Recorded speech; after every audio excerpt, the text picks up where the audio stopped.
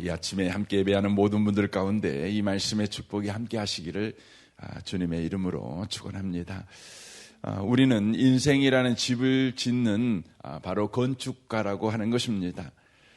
건축가에는 두 가지 건축가가 있음을 성경은 말씀합니다. 지혜로운 건축가와 어리석은 건축가가 있다는 것이죠. 예수님께서 마태복음 6장에서 지혜로운 건축가는 반석 위에 그 기초를 놓는 사람이지만 어리석은 건축가는 그 기초를 바로 모래 위에 세운 사람이다. 이렇게 성경은 이야기를 하고 있습니다. 우리는 지혜로운 건축가의 삶을 살아가야 합니다. 이를 위해 우리의 삶에 언제나 터가 바로 반석이 되어야 된다고 하는 것이죠. 반석이 무엇입니까? 마태복음 16장에 보면 베드로가 예수님을 향해서 주는 그리스도시요 살아계신 하나님의 아들이십니다 라고 고백을 합니다. 그 고백을 예수님께서는 반석이다 이렇게 말씀을 하십니다. 그러니까 우리가 인생이라는 집을 지을 때 우리가 터로 삼아야 될 바로 기초, 바로 그것은 예수님을 향한 바른 신앙 고백이라고 하는 것이죠. 예수님을 향한 바른 신앙 고백. 바로 예수님은 그리스도시요 살아계신 하나님의 아들이십니다. 예수님을 향한 바른 신앙 고백이 우리의 삶의 바로 기초, 우리의 집의 터가 되어야 된다고 하는 것이죠. 다윗이라는 사람은 하나님을 향한 바른 신앙 고백을 가지고 있었습니다. 여호와는 나의 목자시니 내게 부족함이 없으리로다 라고 말했습니다. 주님을 목자로 고백하는 터를 가지고 살았다고 하는 것이죠. 그러므로 그는 사망의 음침한 골짜기를 다닐지라도 해를 두려워하지 않는 것은 주께서 나와 함께 하신다. 함께 하시기 때문이다. 이렇게 말씀을 하는 것이죠. 그가 인생을 살아가면서 수많은 일들을 만났습니다. 죽을 일도 만났고 참으로 괴로운 일도 만났고 자존심이 상하는 일도 만났고 또 이렇게 범죄하여 심한 침체 가운데 빠지는 일도 만나게 됩니다. 인생에 수많은 우여곡절을 만나게 되는 것이죠. 그런데 그가 여호와가 나의 목자시니까 나를 쉴만한 물가로 인도하셨다. 내 영혼을 소생시켰다. 이렇게 고백을 합니다. 이 말이 어떤 의미의 말입니까? 주님이 목자가 되는 인생을 살아가니까 그러니까 주님께서 자기 인생을 인도해 주시고 보호해 주시는 것이죠. 주님의 계획대로 하루하루 인생을 인도해 가는 것이죠. 그러니까 자기의 인생 속에 수많은 우여곡절의 일이 있었는데 그 모든 것이 다 뭐였냐면 자기의 영혼을 소생시키는 일이 되었다. 이렇게 고백을 하는 것입니다. 그리고 자기 인생을 쉴만한 물가로 인도하는 것이 되었다. 이렇게 고백을 하는 것이죠. 여러분 굉장한 고백 아니겠습니까? 우리는 하루하루를 살아갈 때 좋은 일을 기대하고 살아갑니다. 안 좋은 일이 안 일어났으면 좋겠다. 내가 오늘 실수 안 했으면 좋겠다. 내가 오늘 바른 결정을 해서 오늘 하루가 내 삶에 유익을 끼치는 하루가 되었으면 좋겠다. 늘 우리는 하루하루를 살아가는 사람들 아니겠습니까? 그런데 놀라운 것은 내게 일어나는 하루하루가 내가 생각할 때는 좋은 일, 안 좋은 일, 좋은 날, 안 좋은 날 이렇게 우리가 평가할 수 있겠지만 여호와가 목자가 되는 인생을 살아왔던 다윗은 그 모든 것이 바로 쉴만한 물가로 인도하시는 것이었고 자기 영혼을 소생시키는 것이었다. 이렇게 고백을 합니다. 그는 말미에 그렇게 고백하지 않겠습니까? 자기의 인생에 하나님의 선하심과 인도하심이 항상 함께 한다는 것이죠. 놀랍지 않습니까?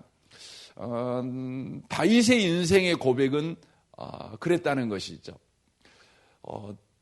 하나님을 향한 바른 신앙 고백, 거기에서 자기 인생이 건축되어지니 자기가 스스로 자기 인생을 무너뜨려 버리는 그런 죄를 지었고 영적 침체 가운데 빠지는 일이 있었음에도 불구하고 그 모든 것이 합력하여 선을 이루었다는 거예요. 여러분 다윗의 인생을 딱 펴놓고요. 잘한 일 못한 일 잘한 일 못한 일 이렇게 여러분이 한번 평가하면서 그 인생을 한번 추적해 보십시오. 그러면 여러분이 깜짝 놀랄 것입니다. 잘한 일은 거의 없어요. 못한 일이 훨씬 많습니다. 그런데 우리는 그런 다윗이 위대한 믿음의 사람이라는 것을 우리가 인정하지요. 그 이유가 어디에 있는 것입니까? 그 인생이요 반석 위에 세워져서 그런 것입니다. 여러분 이 아침에도 다시 한번 여러분의 인생의 반석이 바로 여러분의 신앙 고백이라는 것을 기억하고 내가 지금 바른 신앙 고백을 가지고 인생을 살고 있는가 이렇게 여러분이 생각하셔야 한다는 것입니다. 우리는 시편 127편에서 솔로몬의 고백을 만나게 됩니다. 솔로몬이 이렇게 말을 하는 거죠. 여호와께서 집을 세우지 아니하시면 세우는 자의 수고가 헛되며 여호와께서 성을 지키지 아니하시면 파수꾼의 깨어 있음이 헛되도다. 너희가 일찍 일어나고 늦게 누우며 수고의 떡을 먹음이 헛되도다. 그러므로 여호와께서 그의 사랑하시는 자에게 잠을 주시는 도다. 이렇게 말씀하셔요. 이 말이 어떤 의미의 말인지 여러분이 솔로몬의 인생을 이해하면 금방 이해할 것입니다. 솔로몬은 약간 20살에 왕이 된 사람입니다. 그가 어떻게 왕 노릇을 할 수 있을까에 대한 깊은 절망감 때문에 하나님 앞에 나아가지요. 하나님께서 그가 구하는 것을 합당하게 여기셔서 그에게 지혜도 주시고 부도 주시고 참으로 인생이 누릴 수 있는 모든 걸 줍니다. 그래서 솔로몬 전에도 솔로몬 후에도 이렇게 부요한 자, 이렇게 지혜로운 자가 없었다는 것이죠. 근데 그때부터 문제가 생겼습니다. 하나님으로부터 그 놀라운 것을 소유 이렇게 받았어요.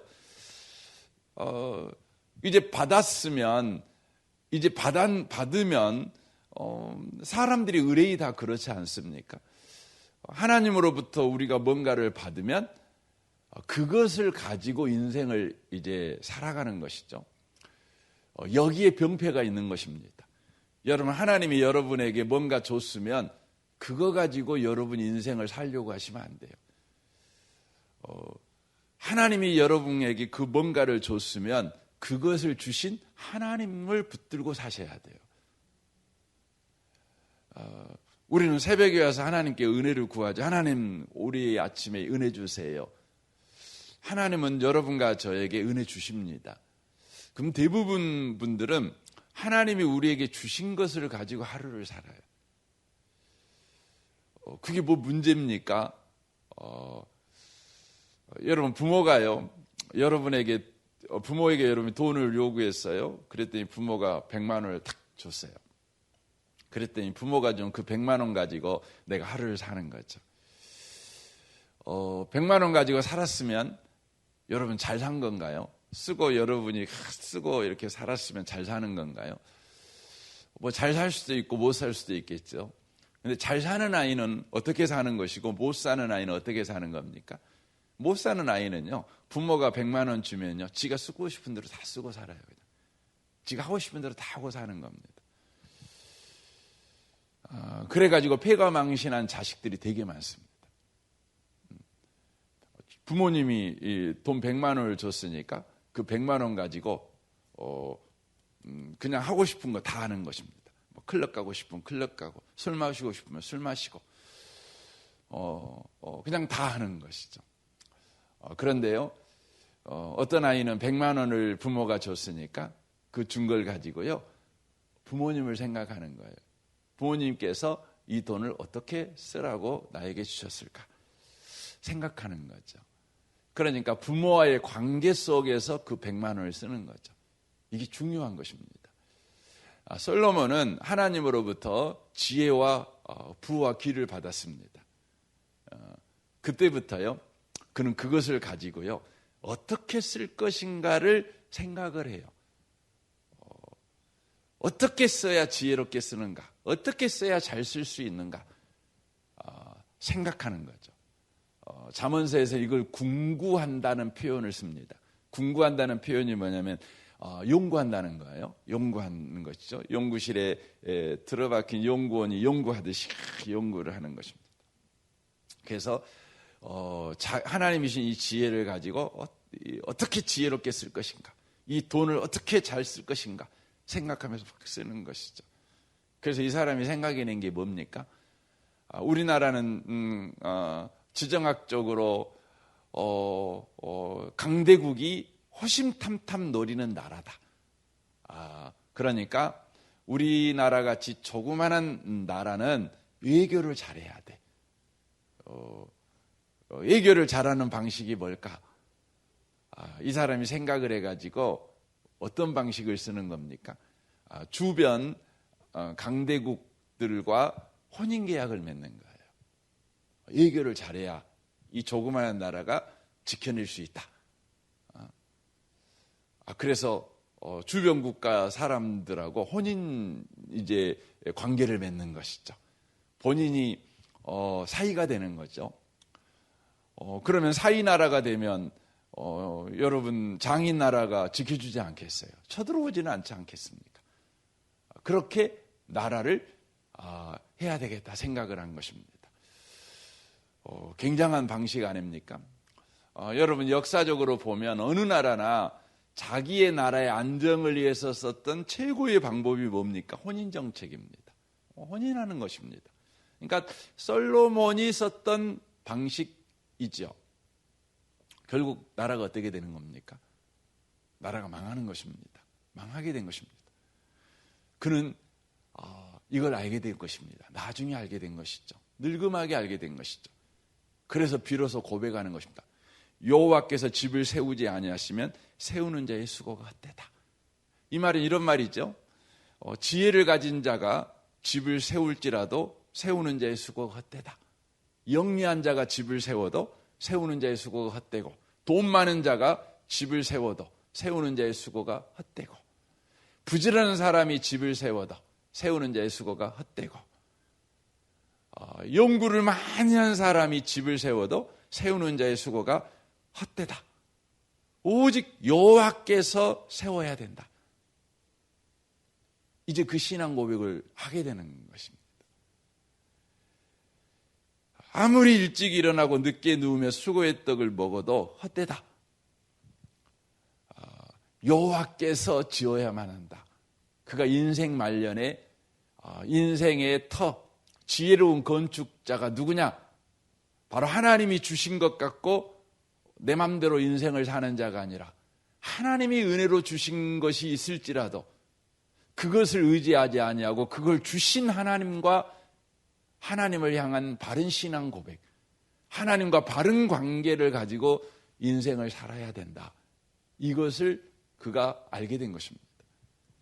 이 아침에 오신 복 있는 성도 여러분, 여러분과 저의 인생의 터가 지금 무엇인지를 다시 확인하셔야 합니다. 하나님과의 바른 관계입니다. 하나님을 향한 바른 신앙 고백이라고 하는 것이죠. 그런데 성경은 우리에게 놀라운 말씀을 하십니다. 하나님을 향한 바른 신앙 고백은 우리가 노력을 하고 예를 써서 가질 수 있는 것이 아니라는 것입니다. 베드로가 주는 그리스도시요 살아계신 하나님의 아들이십니다. 이렇게 고백을 했지 않습니까?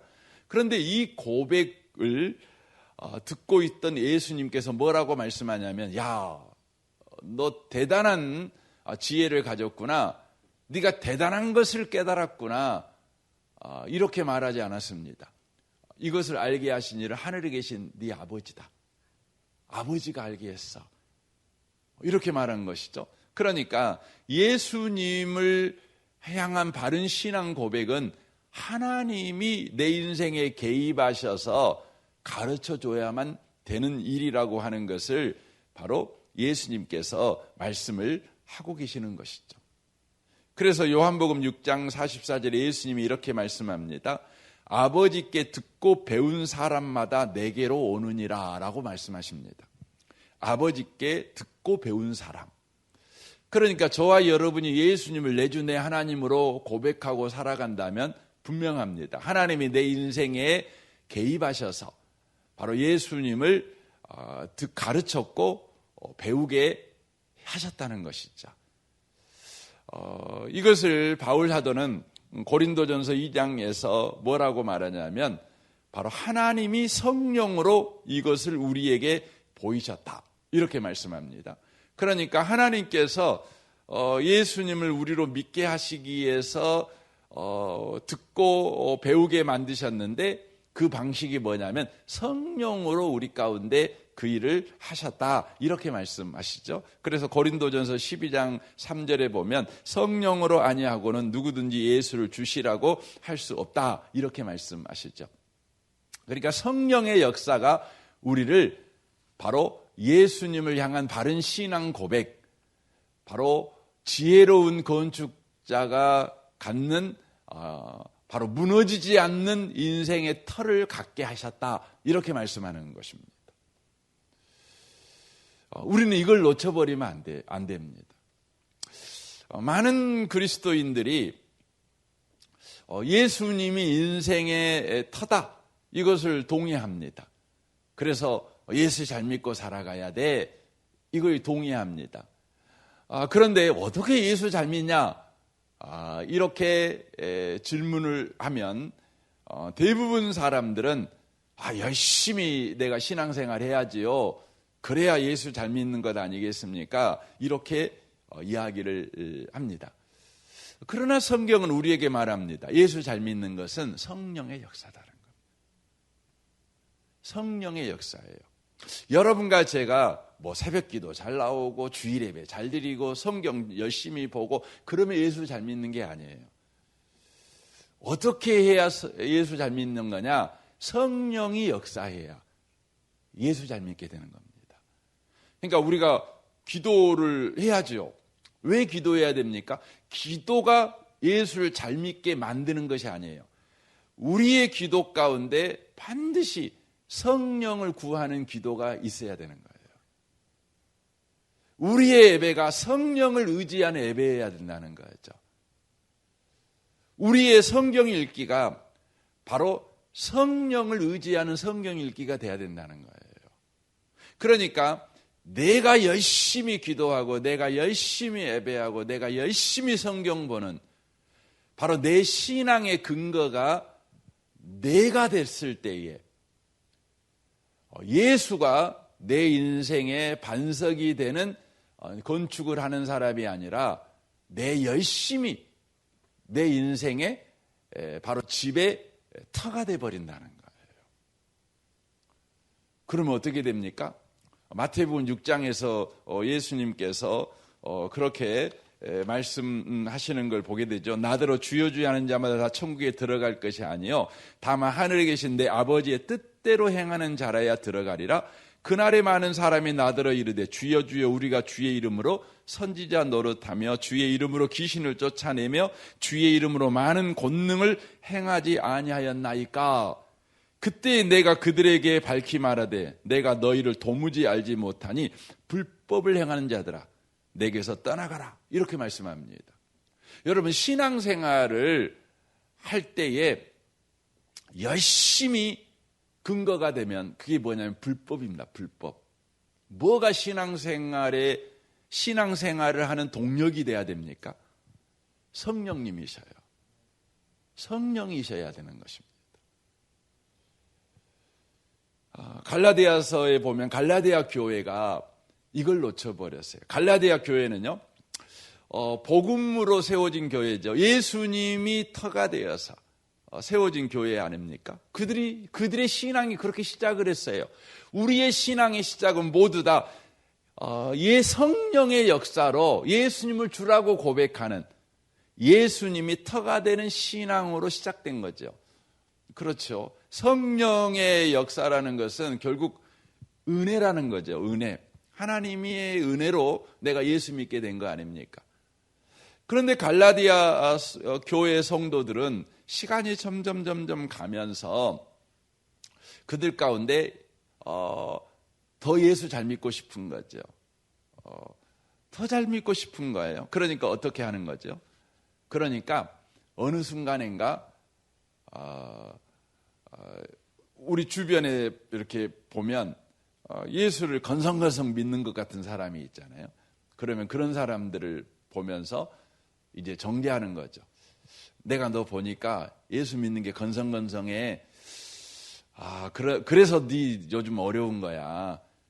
좀 열심을 좀 내라. 야, 성경에 봐보면 이렇게 살라고 써져 있지 않냐. 그러니까 이렇게 좀 살아봐. 이렇게 요구하기 시작한 것이죠. 여러분, 성경에서 우리에게 이렇게 살아라고 명령이 나옵니다. 분명합니다. 그런데 성경에서 이렇게 나와라 해라, 이 명령들은 전부 다 여러분과 제가 놓치시면 안 돼요. 성경의 그 문법을 놓치시면 안 돼요. 성경에 이렇게 해라 저렇게 해라 모든 명령은 다 뭐냐면요, 열매예요. 열매예요. 그러니까 예수 믿는 사람에게 나타나는 열매들인 거예요. 그것은 조건이 아니에요. 복을 받는 조건이 아니라 그게 복이에요. 그래서 예수 믿는 사람은 성실해야 돼요. 성실은 복을 받기 위한 조건이 아니라 성실은 뭐냐면 열매예요. 그래서 여러분, 성령의 열매가 나오잖아요. 사랑과 희락과 화평과 오래 참음과 자비와 양성과 충성과 온유와 절제. 여러분, 집이 요즘 좀 시끌시끌해요. 집이 요즘 뭔가 안 되는 것 같아요. 그래, 우리 뭐라 그러죠? 부부가 서로 요즘 일이 안 되고 그러면 우리가 서로 화목하게 안 살아서 집이 요즘 시끌시끌해, 뭔가 안 돼, 그러잖아요. 그죠? 그러니까 집이 잘 되려면 뭐 해야 돼? 화목해야 되죠. 그렇죠? 그러니까 화목이 뭡니까? 집이 잘 되는 조건이잖아요. 그렇죠? 근데 갈라디아서는 뭐라고 돼 있죠? 그게 뭐라고요?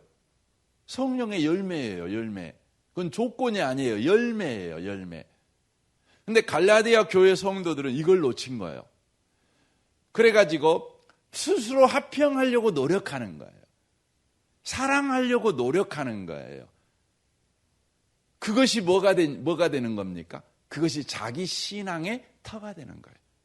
그래서 바울 사도가 이야기를 하는 거죠. 갈라디아 4장 6절에 너희가 아들임으로 하나님이 그 아들의 영을 우리 마음 가운데 보내사 아바 아버지라 부르게 하셨느니라. 그러므로 내가 이후로는 종이 아니요 아들이니 아들이면 하나님으로 말미암아 유업을 받을 자니라. 그러나 너희가 그때에는 하나님을 알지 못하여 본질상 하나님이 아닌 자들에게 종노릇 하였더니 이제는 너희가 하나님을 알 뿐 아니라 더욱이 하나님을 아신 바 되었거늘. 너희들이 성령으로 하나님을 알았다, 이거죠. 그런데 어찌하여 다시 악하고 천박한 초등학문으로 돌아가서 다시 그들에게 종노릇 하려 하느냐? 너희가 날과 달과 절기와 해를 삼가 지키니 내가 너희를 위하여 수고한 것이 헛될까 두려워하노라. 이렇게 말씀하는 것이죠. 그러니까 성령으로 예수 믿게 되었는데 이제 자기들의 열심으로 예수 믿는 것으로 돌아간 거예요. 여러분, 오늘 또 우리의 인생의 터가 예수님을 향한 바른 신앙 고백이어야 돼요. 어떻게 바른 신앙 고백할 수 있습니까?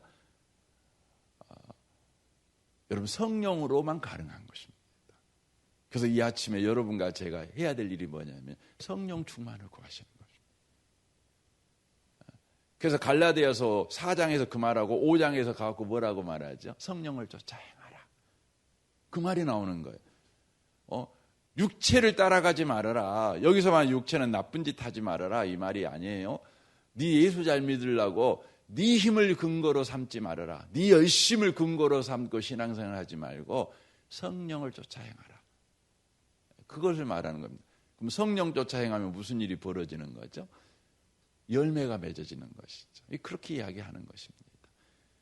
이 아침에 예배하는 모든 성도 여러분, 아침에도 오직 예수 그리스도를 우리가 믿는 것은 성령으로만 가능해요.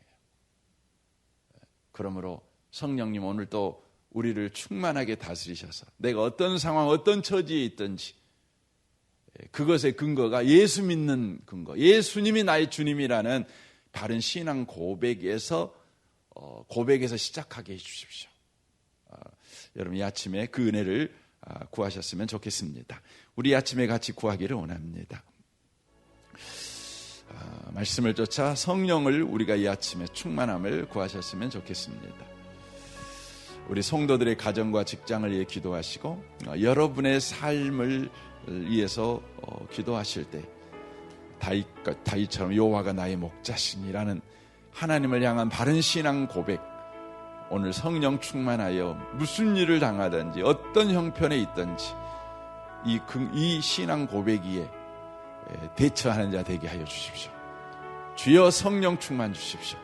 우리 기한마을과 정식마을 우리 장로님들과 순장 순원을 위해 기도해 주시고 우리 샤인 코스를 위해 기도해 주실 때 우리 게스트들 한 분 한 분 이름을 부르며 기도해 주시고 리더 헬퍼 섬김이들을 위해 기도해 주시면 좋겠습니다. 오늘 성경 강의 전반기 양육과정 오늘 요한계시록 전반기 마지막 강의가 있는데 이를 위해 기도해 주십시오. 우리 선교사님과 이 나라 이 민족과 북한과 열방을 위해서 지금 우리가 세계 4대 강대국에 휩싸여 있는 지정학적인 그런 위험한 지역에 있습니다. 그런데 반대로 말하면 굉장히 기회의 땅이 우리나라입니다. 주님, 이 나라를 주님이 붙잡고 있으니 우리가 그 주님을 바라봅니다.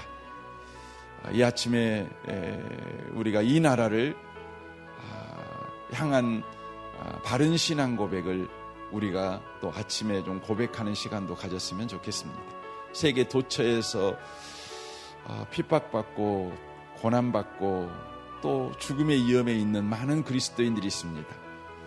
북한에도 있지만 또 중국에도 있고 또 이번에 베트남에서 가정에서 예배드린다고 그냥 붙잡아가 버렸습니다.